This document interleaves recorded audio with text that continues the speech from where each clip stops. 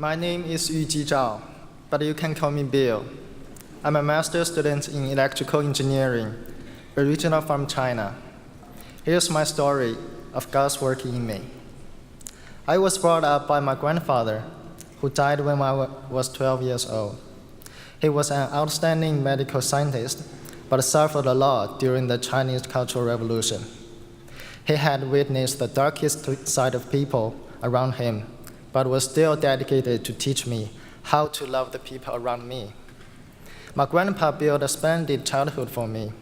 He encouraged me to think independently and exposed me to beautiful literature, music, and art.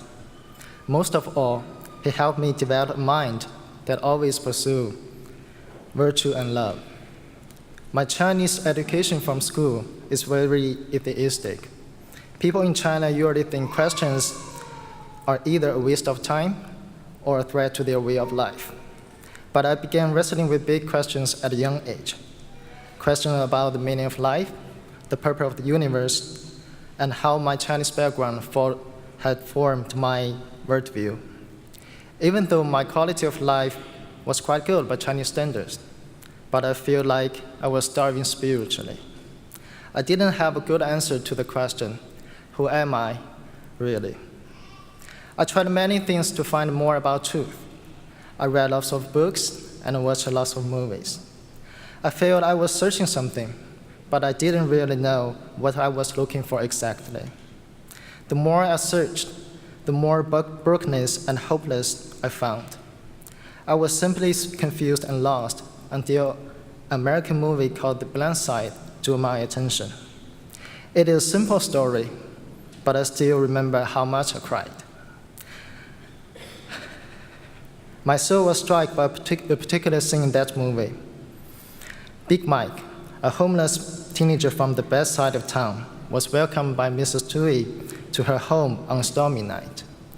Big Mike got up early the next morning to live quietly, but Mrs. Tui chased him down to ask this homeless black kid to stay for the Thanksgiving and live with them.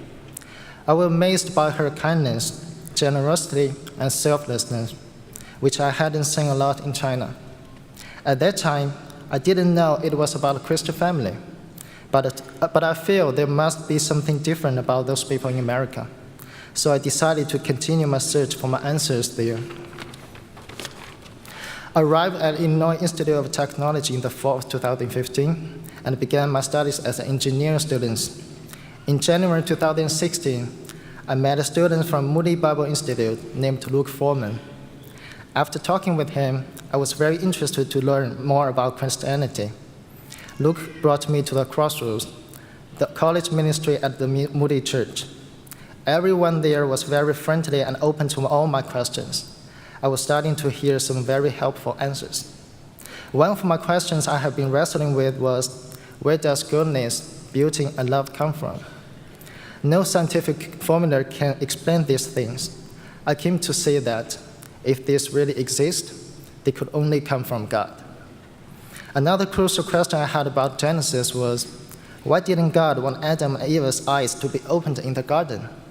I learned that once our eyes are opened, we could not help but become wicked and fallen.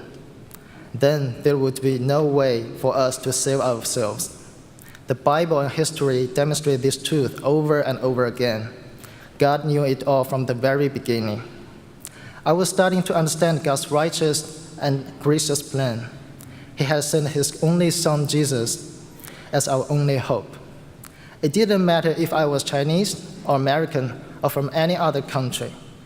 Jesus was the only one who could save the people of the whole world. It was a complete reality shift for me. Now, I knew that the source of all beauty and truth in the universe is a person, and I had come to know him. His name is Jesus. At that point, I gave myself to the Savior Jesus Christ. As a believer today, I understand why I was so emotional watching that movie, The Blind Side. My tears were not only from Mrs. Tui's amazing kindness, but because in some ways, I'm like that Big Mike. I know I deserve nothing, but God is that gracious Father who never stops reaching out for me. Through Jesus, he has forgiven my sin and brought me into his own family. Now, whenever I am asked the question, "Who are you?" I can answer with joy and peace. I'm the beloved child of God. Thank you.